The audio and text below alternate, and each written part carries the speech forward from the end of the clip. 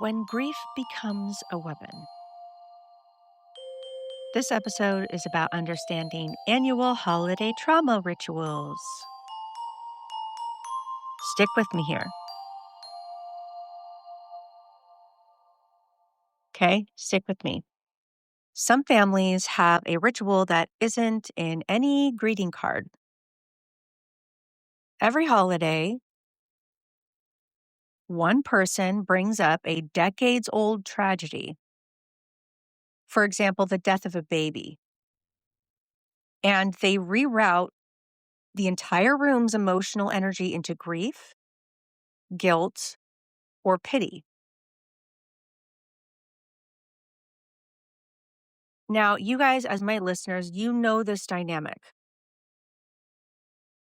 You've lived this, you've sat through this, and you've been sick from it, but you probably didn't know what to call it. So let's put a name to it, shall we? This behavior is a form of trauma centric control. So, when a person, especially a covert malignant narcissist, insists on reintroducing the same tragedy every single year at the exact same moment, what they're doing is not a remembrance. It's not grief. It is emotional dominance. It is narrative control. It is power maintenance. And it is forced emotional reset for the entire group. Again, this is not spontaneous grief. It happens every year. It happens every special event. Just think about it. Think about the person. For me, it was my mother. She brought up uh, someone's deceased baby every year, a baby that lived only to be an hour old. And for some reason, she had to bring it up every single year on Christmas morning just before we were opening our gifts. And she used to wonder why we would why we didn't like that. It's annualized emotional hijacking. You look forward to the holiday all year, and then every year she does this. She ruined so many Christmases, and she knew what she was doing. She enjoyed it. This is why covert malignant narcissists do this, okay? This is why they enjoy it. They enjoy it and they do this to reestablish their position as the most wounded. Because it all has to be about them. It's all about their pain. Even though it wasn't her baby, it wasn't her wound. But she's still the most wounded. It was about her pain, about, her bringing it up. So in dysfunctional systems, whoever holds the deepest pain becomes like sort of the untouchable one. You're not allowed to say certain things or do they're immune from criticism, and they're also exempt from responsibility. And they're chronically catered to. If we ever spoke out against things like that, we would be abused. And so we were kind of forced to just be quiet about it, couldn't confront her safely. And we had to cradle her whatever emotion she was trying to portray. So this person uses the dead baby to crown themselves every year. Like, that's what she did.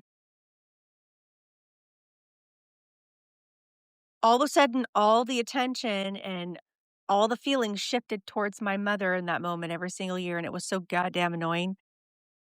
And she did this every year. Grief, she used it as a social currency. She did this malignant narcissist, they do this to control the emotional tone of the group.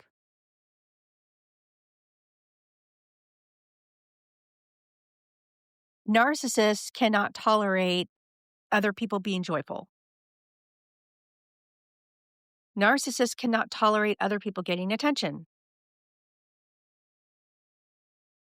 Narcissists can't tolerate not being the sun in everyone's orbits.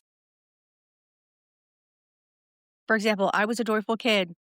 I got a lot of attention because I was weird and I was quirky and I was autistic and no one knew. And I was also really talented and I memorized things and I was in plays and I sang and I did modeling and I did all these things. My mother fucking hated that. It didn't matter what she did. Everything I I I excelled in everything. She set me up to fail, but I just kept like excelling and it would just make her mad. So then she would do things like this to make me upset before a show or something like that. She would inject tragedy in order to reposition the spotlight. So back to like, our living room at Christmas time, we couldn't be joyful anymore. Nobody else could be getting any attention. It didn't matter who was opening their gift or anything. Nobody was allowed to be the center of attention other than her in that moment. And she used a deceased baby to do it year after year. And whenever she did this, it worked instantly. The room would collapse emotionally. It- Everyone would get upset, and she would become the gravitational center again. Malignant covert narcissists also do this in order to prevent other people from holding boundaries. If they control the emotional landscape with sorrow, they're less likely to be confronted. People aren't going to set limits for that. How sad, she's sad. It's like, no, like it works for a while, but not too long. No one brings up their behavior. At least no one did for years. It took us years to like finally tell my mom to stop doing that. And but she didn't care. She didn't, again, if you do set boundaries, they completely ignore them. They don't give a shit. You can't call out a narcissist when they've just reminded you of their pain. It's a shield. They do that on purpose. They hurt you so you can't say anything. You're just sitting there hurt. They do this to preserve a narrative where they are forever the victim. The story becomes, look what happened to me. I lost my grandbaby. Blah, blah, blah, blah. I will never recover.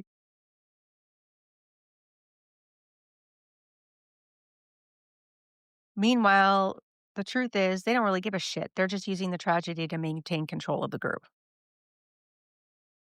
They do this because healing would remove their power. If they healed from it, they'd lose pity from others. That's not genuine care, really. If they healed, they would lose authority. They wouldn't be able to control the room anymore with people's emotions. They wouldn't be able to use that. They would lose the moral high ground. They would lose the attention. They would lose the emotional leverage. If they healed, they'd give up control of other people. Instead of, gaining self-control, they cling to controlling others. So they cling to the trauma, which controls us like it's a crown. Not even like it's a tool, like it's an actual crown. They use it for attention. They don't want resolution. She wouldn't stop bringing it up. It's like they don't want to solve if there's an issue, they don't want anything to get better. They want renewal of their role, their relevance, and their power.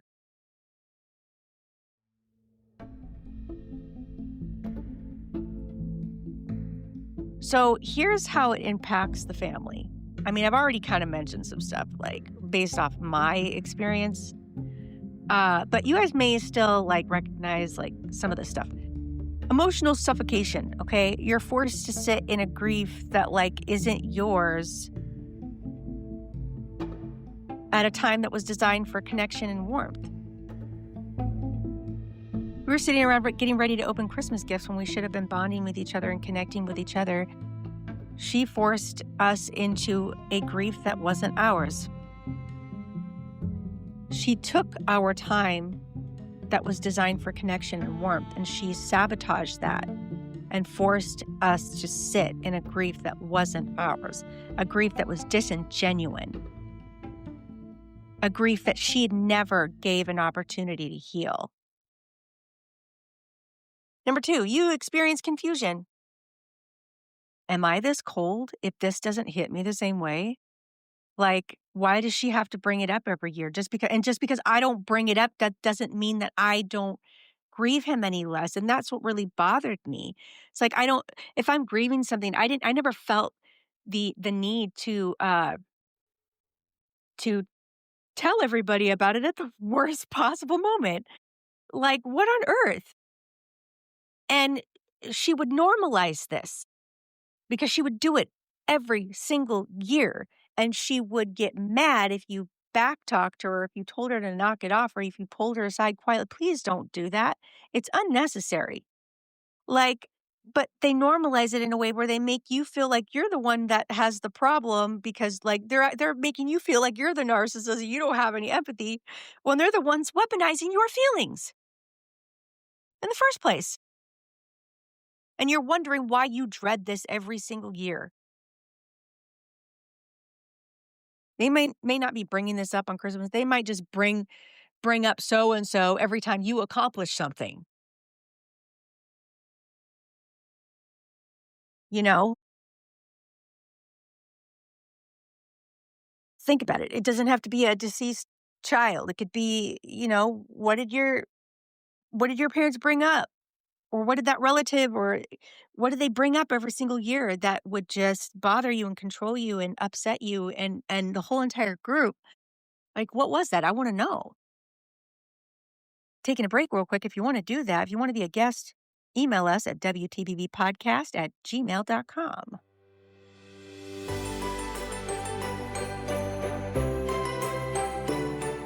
We're going to get to number 3, like right now.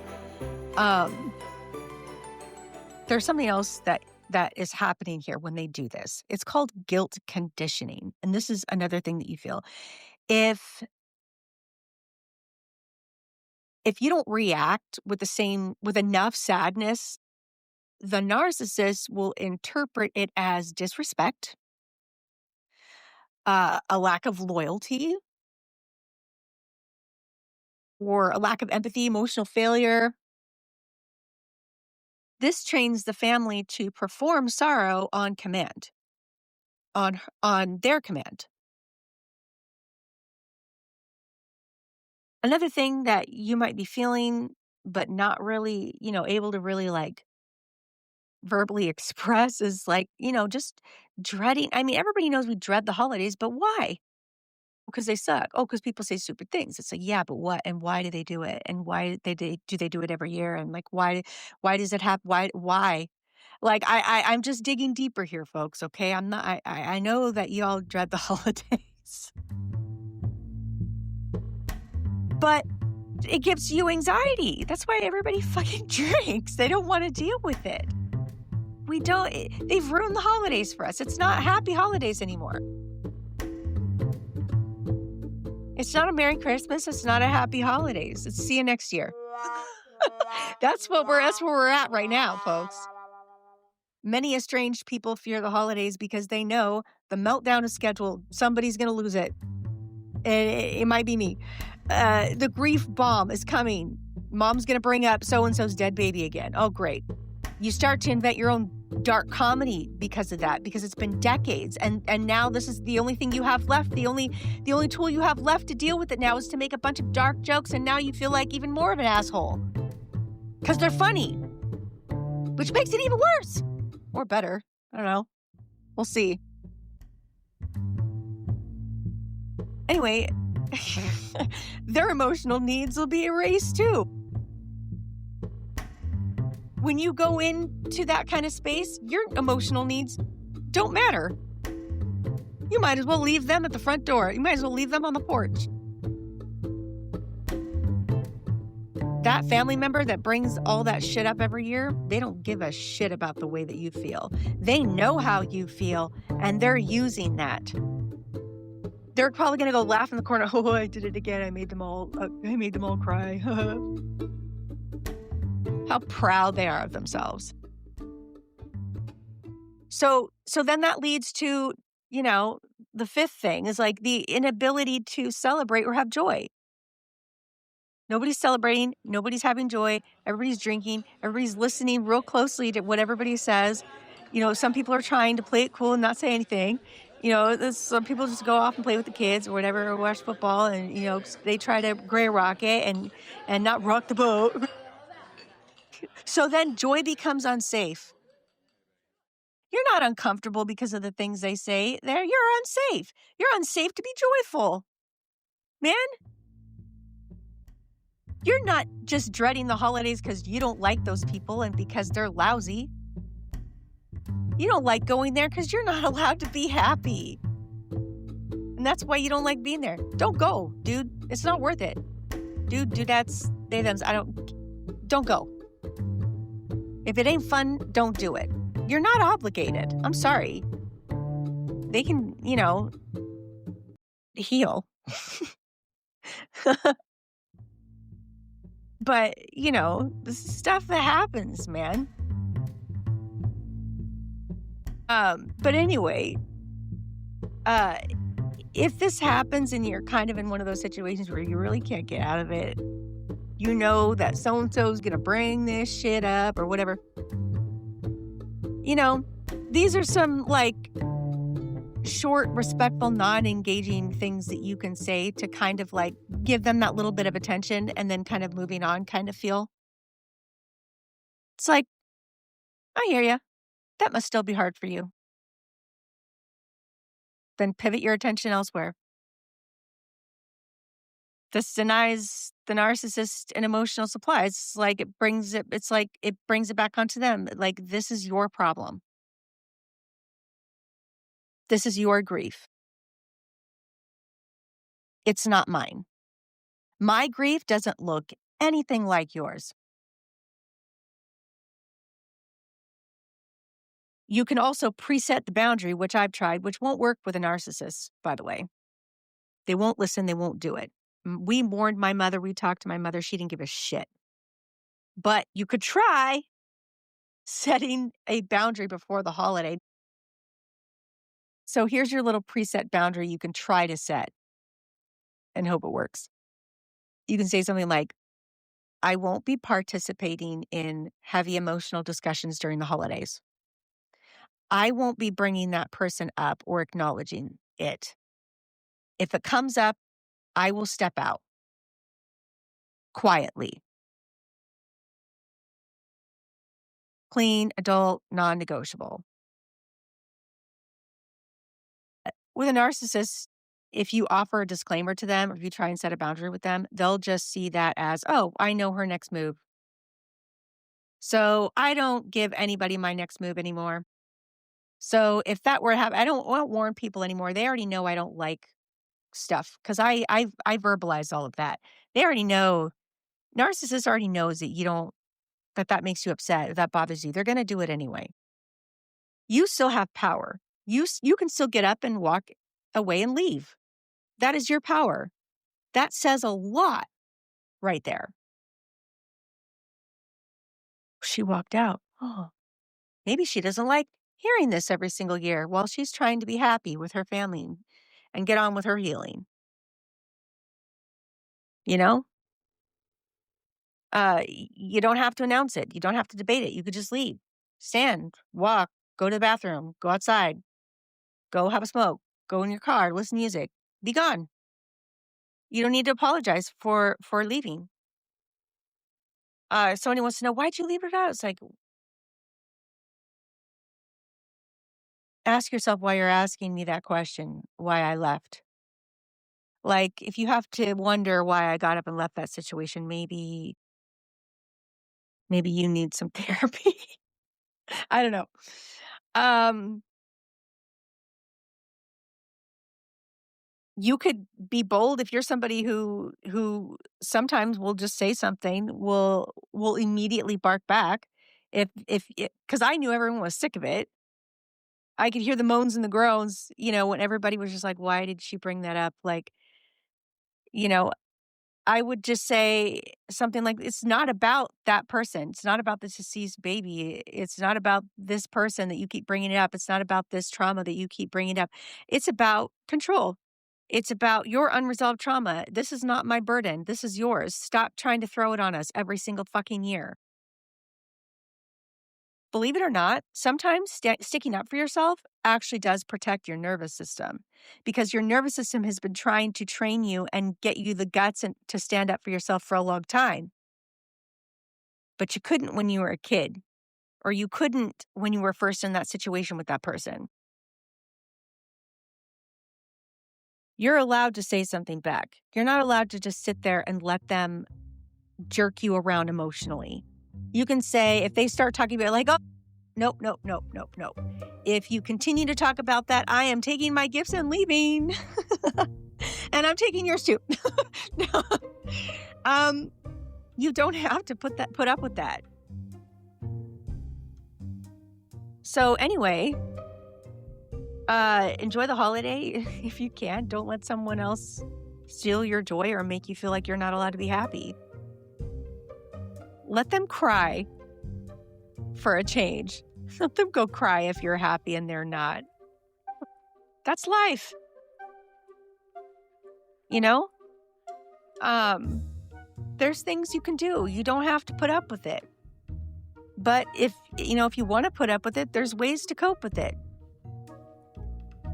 So anyway, this was another episode of When the Bell Breaks podcast with my arm in a sling. Again, I didn't get injured. I'm just resting it. But, this gives me something else to do.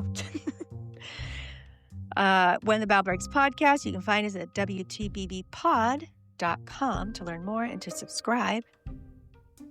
To learn more about my personal story or more about exiting religion, more about childhood trauma stuff, you can search my name, Alexis Erilyn, on YouTube. And there's all kinds of guest spots and things that I've done on other shows. And When the Bell Breaks podcast episodes are also up there too. We recently went to video podcasting not too long ago, except for like these little solo episodes. So some of those episodes you can watch. So check it out. And you can also subscribe. If you'd like to financially support the show, you can visit buymeacoffee.com/WTBB podcast. We're up there. Just make sure the logo matches with the show. So anyway, yeah. Happy holidays. From Alexis Erilyn, thank you for listening to When the Bell Breaks podcast, a Belfair Media production.